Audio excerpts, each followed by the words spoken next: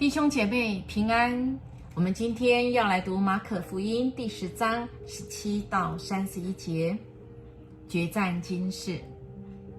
凡是为我或是福音撇下了房屋、兄弟姐妹、父母、儿女或田地的，必定在今世收获更多，而在来世他将得到永恒的生命。29跟30节是这样说的。那么我们来看发生了什么事呢？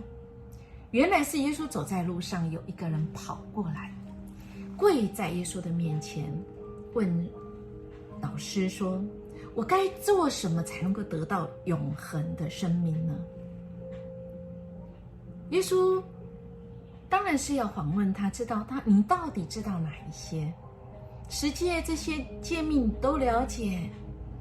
这个人马上回答说：老师，这一切诫命我都有遵守。有。耶稣说：哦。定睛看着他，其实耶稣心里很喜爱他，就问他说：你还少一件，去卖掉你所有的，然后再把钱捐给穷人，来跟随我。那个人一听到不得了，脸色就变了，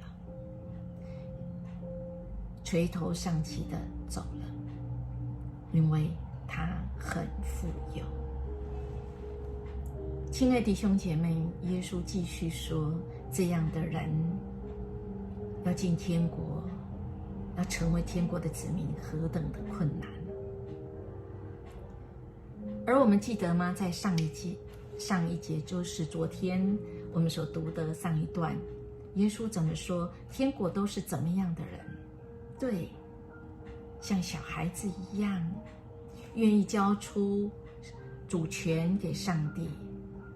这样的人像孩子一样单纯，自以为自己没有，确实是没有，但是有一群人自以为有，就是富有的人。其实耶稣在这里马可福音在讲，就像钱的两面一样，有一面是孩子，他是在世上看起来没有地位，是边缘的人，他什么都没有，但是只要愿意把主权交给神，那么很单纯来信靠主，那么天国是这样的人。可是钱的另外那一面呢，是富有的人。